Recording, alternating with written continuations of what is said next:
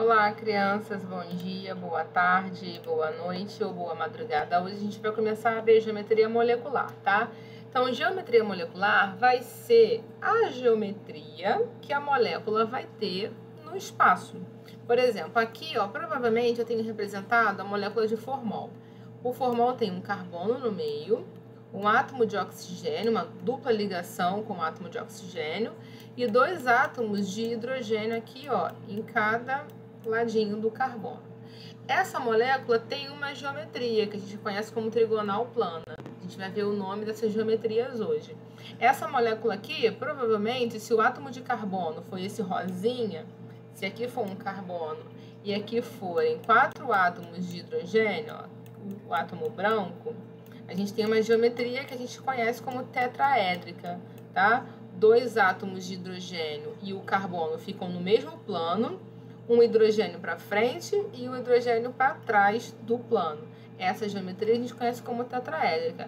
Então, geometria molecular é o estudo da geometria da molécula no espaço, né? Qual vai ser o arranjo que aquela molécula vai ter? Isso é muito importante quando a gente vai estudar a polaridade das substâncias.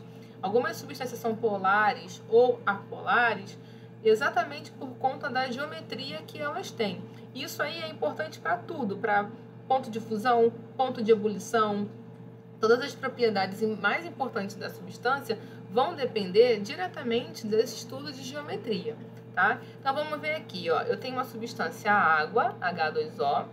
A molécula de água, ela tem 3 átomos ao todo na sua estrutura, 2 hidrogênios, 1 oxigênio, e a molécula de CO2, que também tem 3 átomos ao todo, 1 carbono e 2 oxigênios. Aí você pensa assim, bom, se eles têm as duas substâncias, né? Essas duas substâncias têm a mesma quantidade de átomos, elas devem ter a mesma geometria. E aí que você se engana. A teoria de repulsão dos pares eletrônicos da camada de valência vão dizer o seguinte, ó, os elétrons da camada de valência, eles vão se repelir. Por que eles vão se repelir? Porque elétron tem carga negativa. Se as cargas são iguais, negativo com negativo, eles não vão se atrair, eles vão se repelir. E essa repulsão que vai dar a geometria de cada uma das substâncias. Então, por exemplo, aqui na molécula de água, a geometria não é igual da molécula de CO2, porque eu tenho 2 pares eletrônicos aqui, ó, eu tenho esse par de elétrons e esse par de elétrons, o que está em verdinho, né? Um par, 2 pares. Esses pares de elétrons, eles não vão querer ficar unidos, eles vão se repelir. Quando eles se repelem, eles empurram as ligações, 2 hidrogênios, para baixo, né? Para baixo, que não tem em cima nem embaixo. Eles empurram as ligações dos hidrogênios, dando uma geometria diferente do CO2. O gás carbônico tem um átomo de carbono no centro e esse elemento carbono, ele não tem par de elétrons sobrando. Ó. Percebe que aqui, ó, ele tem só os seus 4 elétrons, como ele fez 2 duplas, não tem elétron sobrando, diferente do oxigênio. Como ele não tem elétron sobrando, não tem elétron para repelir, para repulsar as ligações com os oxigênios. Então aqui a gente tem uma molécula angular, a geometria que a gente chama é de angular, e isso vai dar à molécula de água o seu caráter polar. Já a molécula de CO2, como não tem par de elétrons aqui para repelir, a gente vai dizer que é linear a sua geometria e ela vai ser apolar. Não se preocupem agora com essa questão de polaridade, tá? Eu vou explicar a polaridade depois que a gente estudar geometria. Mas só para vocês entenderem que a geometria está costurada com a polaridade da substância. E aí, quando eu falo polaridade, eu estou querendo dizer o seguinte, ó. Na polaridade, semelhante dissolve semelhante. Então, por que água e óleo não se misturam? Porque a água é uma substância polar e os óleos, de modo geral, são substâncias apolares. Essas substâncias apolares não têm afinidade por substâncias polares, porque semelhante dissolve semelhante. Então, a substância água, ela só vai se dissolver, se misturar, vamos dizer assim, com substâncias polares. Se você colocar, por exemplo, o álcool, eles vão se misturar. A proporção é absurda. Você consegue colocar tanto de álcool, tanto de água, que eles vão se misturar. Agora, óleo não, porque óleo é uma substância apolar, tá? E aí, para a gente começar a entender a teoria de repulsão dos pares eletrônicos da camada de valência, a gente tem que entender o que é uma nuvem eletrônica. Então, assim, uma nuvem eletrônica é um espaço, onde você tem a maior chance de encontrar elétrons. Porque a gente nunca pode dizer que o elétron está aqui, ó, o elétron está aqui, não rola isso. A gente tem uma região onde provavelmente a chance de você encontrar um elétron é muito maior. Esse espaço a gente chama de nuvem eletrônica. E o que vai ser a nuvem eletrônica para a gente? Vai ser uma ligação simples, essa seta aqui vocês ignoram, que isso não existe mais. Uma ligação simples é uma nuvem, uma ligação dupla é uma nuvem, uma ligação tripla é uma nuvem eletrônica. Ou um par de elétrons sobrando. Aqui ele representou o par de elétrons com um xizinho. Aqui eu representei o par de elétrons com bolinha verde, porque eu sou fofa. Ele colocou X aqui, tá? 2 xizinhos.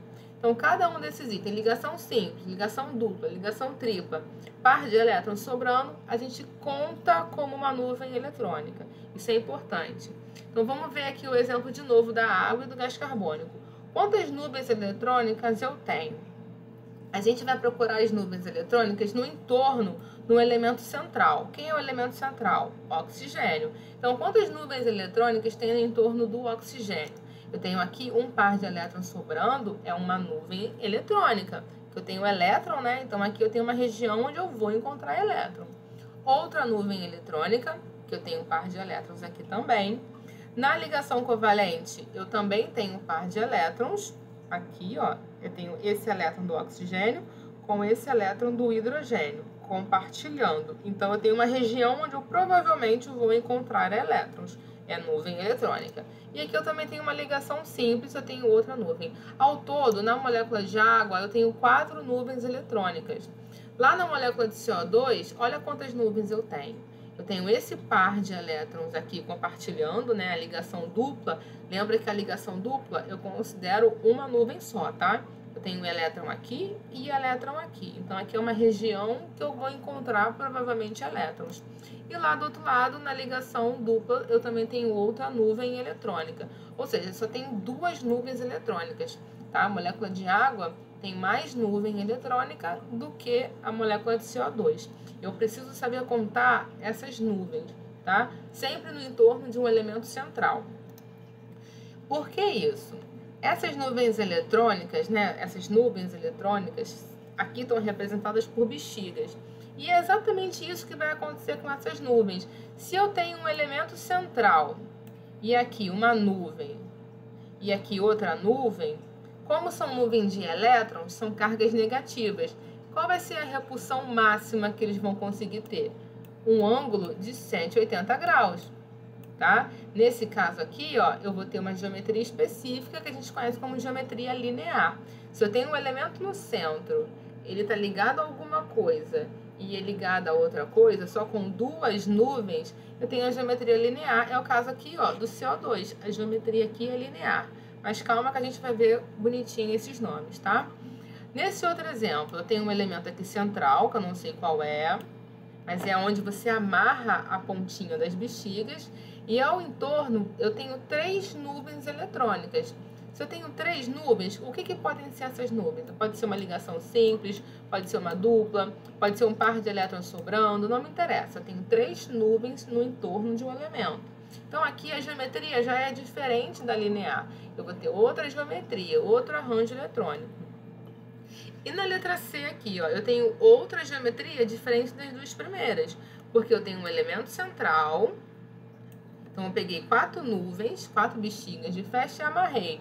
A geometria é diferente. Aqui eu posso ter as 4, né? Eu posso ter, por exemplo, a ligação simples, eu posso ter uma dupla, posso ter outra simples aqui, sei lá, e eu posso ter um par de elétrons sobrando, vamos supor. Então, eu tenho 4 nuvens eletrônicas. A geometria é diferente da segunda e é diferente da primeira. No caso aqui vai ser tetraédrico, tá? Mas vamos ver bonitinho esses nomes. Então, vamos lá. Quando eu só tenho 2 nuvens eletrônicas, o arranjo ele vai ser sempre linear. É meio óbvio, né? Você pega 2 bolas de festa e amarra, o arranjo vai ser sempre linear. A repulsão máxima é sempre linear. E aí, esse ângulo linear é sempre 180 graus. É o caso do CO2 que a gente falou. Então, olha aqui, CO2. Eu tenho essa dupla com oxigênio, a outra dupla com oxigênio. Então, são duas nuvens no meio aqui do carbono. O átomo de carbono, ele não tem par de elétrons sobrando, por isso que são só duas nuvens eletrônicas. Qual vai ser a geometria? Nesse caso, o arranjo é linear e a geometria também é sempre linear. É o lance das duas bolas de festas. Peguei uma bola com outra bola e amarrei. Vai ser sempre linear, tá? Agora, quando começa a aumentar o número de nuvens, a gente pode ter geometrias diferentes. No caso aqui, ó, eu tenho 3 nuvens eletrônicas. Quando eu tenho 3 nuvens eletrônicas, o arranjo a gente chama de trigonal plano. Eu tenho 1, 2, 3 nuvens. Só que essas nuvens, elas podem estar preenchidas por átomo ligante ou elas podem ser preenchidas com um par de elétrons.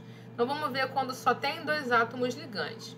É esse caso aqui, ó. Eu tenho o oxigênio, que é um átomo ligante, outro oxigênio, que é o outro átomo ligante, mas um par de elétrons. Uma das nuvens não é átomo ligante, é a par de elétrons que está sobrando. O que vai acontecer com esse par de elétrons? Ele vai repelir a ligação com esse oxigênio e vai repelir a ligação com esse oxigênio. A geometria, o arranjo é trigonal plano. Agora, qual é a geometria? Angular. Eu vou ter esse par de elétrons empurrando esses 2 oxigênios. Eu vou considerar isso como angular, geometria angular. E aí ficaria mais ou menos assim, ó, o enxofre no meio com os 2 oxigênios, formando um ângulo aqui de 120 graus, tá? Agora, e se eu tiver 3 átomos ligantes? Eu também tenho as 3 nuvens ainda. Só que no lugar de uma nuvem, em vez de ser o par de elétrons sobrando, eu tenho um elemento oxigênio. E aí, o arranjo ainda é trigonal plano, porque são 3 nuvens. Agora, qual vai ser a geometria? Eu vou ter trigonal plana.